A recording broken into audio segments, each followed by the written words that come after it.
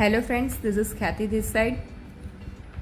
આજનો વિડીયો ગુજરાતી લેંગ્વેજમાં કન્ટિન્યુ કરીશ, કેમ કે તે છે GPSC state tax inspector exam વિશે, જે પ્રિલિમ્સની એક્ઝામ આવવાની છે ડિસેમ્બર સુધીમાં. હજુ ડેટ્સ કન્ફર્મ નથી, પણ હા, ફોર્મ જેને ભર્યા હશે એને ભરાઈ ગયા હશે. ઓકે, તો એના વિશેની સ્ટ્રેટેજી જે કંઈ પણ હવે આપણે સમય રહ્યો છે એને અનુલક્ષીને તૈયારી કરવાની છું. You can join me. Okay, તો ચલો હું મારી સ્ટ્રેટેજી તમારી સાથે શેર કરીશ, અને એમાં કોઈ સજેશન તમે આપી શકતા હોય તો પ્લીઝ આપજો. ચલો, વિધાઉટ વેસ્ટિંગ ટાઈમ આગળ વધીએ આપણે. જેમ કે બધાને ખબર જ હશે, જો જે આ એક્ઝામ આપતા હશે કે આપવાના હશે એમને ખબર જ હશે કે એની પેટર્ન શું છે. પણ જો કોઈ નવા હોય તો એના માટે આપણે ફરીથી એક વખત રિપીટ કરી દઈએ. GPSC state tax inspector exam pattern 2024 જે હોય છે 2 સ્ટેજમાં, પ્રિલિમ્સ અને મેન્સ. આપણે અત્યારે આ વિડીયોમાં પ્રિલિમ્સને અનુલક્ષીને જ વાત કરીશું, બરાબર છે. હવે પ્રિલિમ્સની અંદર હોય છે ટોટલ 200 MCQs, બરાબર. અને પેપર આપવાનો સમયગાળો કેટલો રહેશે? 2 કલાકનો. અને ટોટલ હોય છે 200 માર્ક્સનું પ્રિલિમ્સનું પેપર. હવે એમાં એક રૂલ હોય છે કે 0.3 marks dedicated for each incorrect answer. જો તમારો એક પ્રશ્નનો જવાબ તમે જે અટેમ્પ્ટ કર્યો હોય અને જો એ ખોટો હોય તો એના બદલે તમારો જે સાચા પડ્યા હોય એમાંથી જે બી મતલબ ટોટલ થતું એમાંથી એક ખોટો પડ્યો હોય એ લેખે 0.3 તમારા માર્ક્સ કટ થઈ જશે. ઓકે, આ રૂલ છે આનો. ઓકે, તો સ્ટ્રેટેજી વિશે આપણે વાત કરીશું.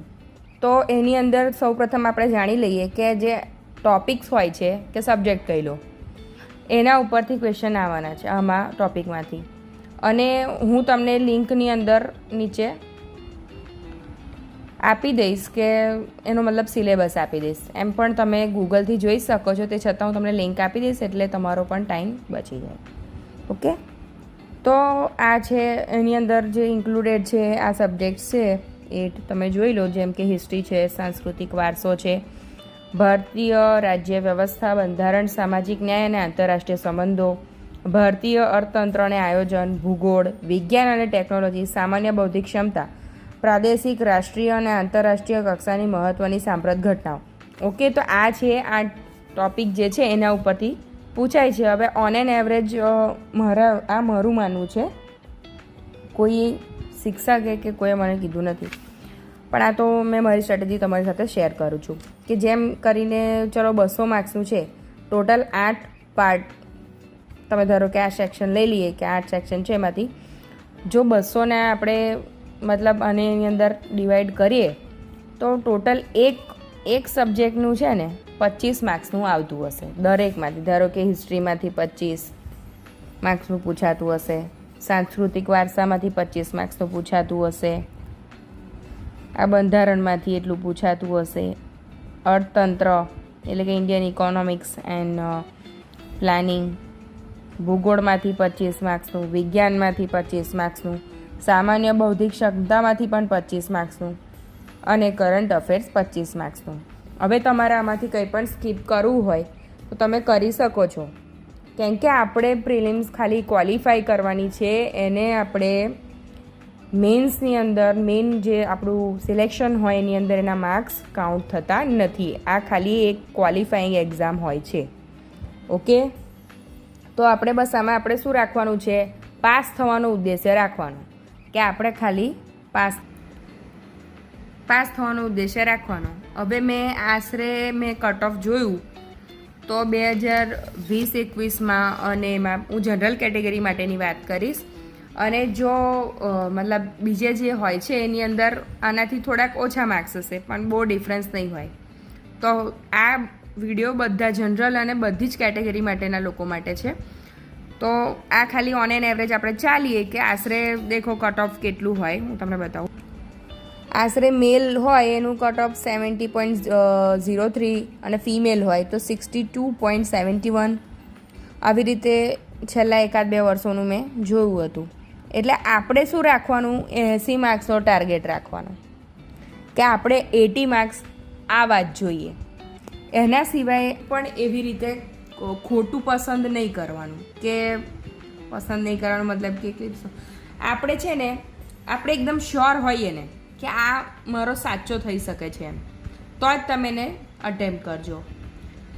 હવે આમાંથી હું તમને કહું કે મેં જે શું વિચાર્યું છે, મારી સ્ટ્રેટેજી શું છે આ વખતે. ઓકે, આ ટોપિક જે મેં તમને કીધા ને એમાંથી કોઈ પણ 4 ટોપિક આપણે કમ્પ્લીટલી તૈયાર કરી લેવાના. ઓકે, હવે છેલ્લા મહિના માટે ખાસ છે આ સ્ટ્રેટેજી, સમજી લો. હવે ધારો કે કાલથી તમે તૈયારી ચાલુ કરો 15 સપ્ટેમ્બરથી 30 સપ્ટેમ્બર. ઓકે, તો મેં આમાં મારું ધારો કે ચલો જેમાં વાંચવાનું મારું વાંચન સારું છે જે સબ્જેક્ટ માટેનું, તો હું એ પહેલાં ચોઈસ કરીશ. જેમ કે હું હિસ્ટ્રી, આમાં હું સવારમાં 3 કલાક આપી દઈશ. કલ્ચરલ હેરિટેજ છે એને હું 3 કલાક આપી દઈશ. ઓકે, મારી પાસે વાંચવાના 6 કલાક મને મળે છે. કેટલા? 6 અવર્સ મળે છે. તો હું એને આવી રીતે મેનેજ કરીશ. હવે એ તમારા પર નિર્ભર કરે છે કેટલો ટાઈમ મળે છે, એના ઉપર તમે નક્કી કરજો. જો તમારી પાસે 4 કલાકનો ટાઈમ રહેતા હોય તો તમે 2-2 કલાક એને ડિવાઈડ કરી લેજો. ઓકે, તો હું આમાં 15 સપ્ટેમ્બરથી લઈ અને 30 સપ્ટેમ્બર સુધી હિસ્ટ્રી સવારમાં અને સાંજે કલ્ચરલ હેરિટેજ, ઓકે, એ કવર કરવાનું વિચારું છું. અને એ પણ અત્યારે તો યુટ્યુબ ઉપર આવી રીતે કેટલા પણ સારા વિડીયોઝ મળી જ જતા હોય છે, તો તમે એના ઉપરથી કવર કરવાનો પ્રયત્ન કરશો ને તો વધારે સારું રહેશે. અત્યારે તમે રીડિંગ કરવા જશો કદાચ ટાઈમ વેસ્ટ થશે, કોઈ વખત આળસ આવી ગઈ તો પછી રહી જશે, થતું જશે. એવું મારી સાથે પણ થાય છે. ઓકે, હવે આ તો થયું 15 સપ્ટેમ્બર ટુ 30 સપ્ટેમ્બર. હવે આપણે જઈશું ઓક્ટોબરથી, 1 ઓક્ટોબરથી 31 ઓક્ટોબર. એમાં મેં વિચાર્યું છે કે મારે ભારતીય રાજ્ય વ્યવસ્થા, બંધારણ, સામાજિક ન્યાય અને આંતરરાષ્ટ્રીય સંબંધો આટલું પ્લસ કરંટ અફેર્સ આટલું મારે કવર કરવાનું છે. કરંટ અફેર્સના દરરોજ 3 કલાક આપવાના. અને આ જે કંઈ છે ઇન્ક્લુડેડ બંધારણ, એટલે કે તમે પોલિટીને જ લઈ લો, બરાબર, એક શબ્દમાં પતી જાય.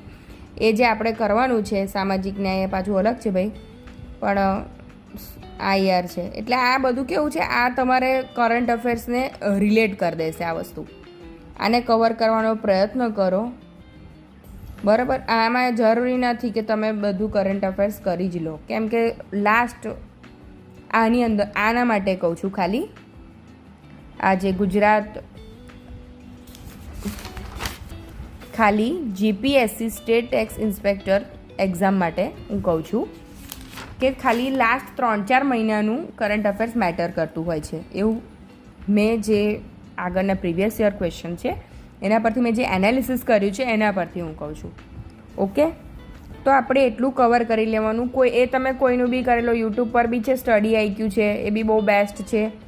પછી તમે કોઈ મંથલી મેગઝીનમાંથી કવર કરી શકો, જેમ કે વિઝનની આવે છે, એ કવર કરી શકો છો તમે, એ કરી દો. અને જો તમને કરંટ અફેર્સ ના ગમતું હોય તો સ્કીપ કરી દેવાનું. પ્રિલિમ્સ માટે કહું છું, મેન્સ માટે નહીં.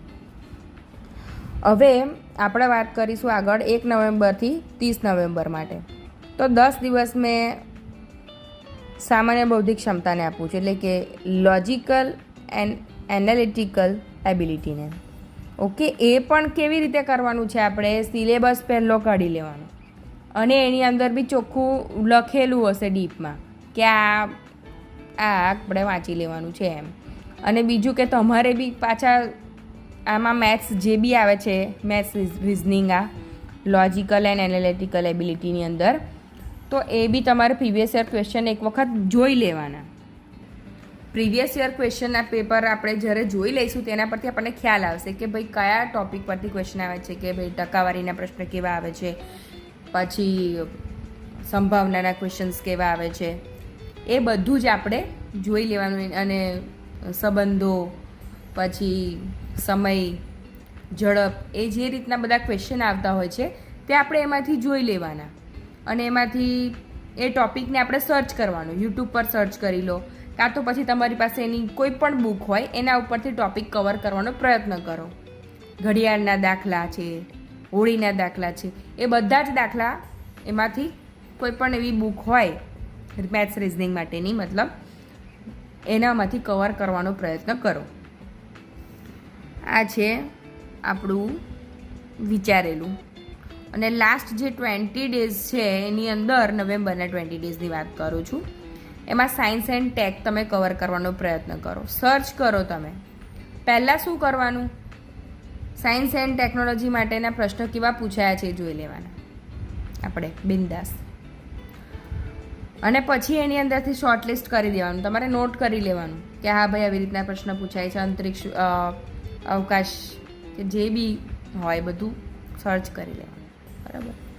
અને એના પરથી જે બી પ્રશ્ન આવ્યા હોય, ધારો કે અત્યારે કોઈક બીમારી ચાલે છે તો એના પરથી કેવી રીતના પ્રશ્ન આવ્યા છે, એ બધા જે વોર ચાલતી હોય એના વિશેના પ્રશ્ન છે, એ બધા ટૉપિક તમારે સર્ચ કરી લેવાના.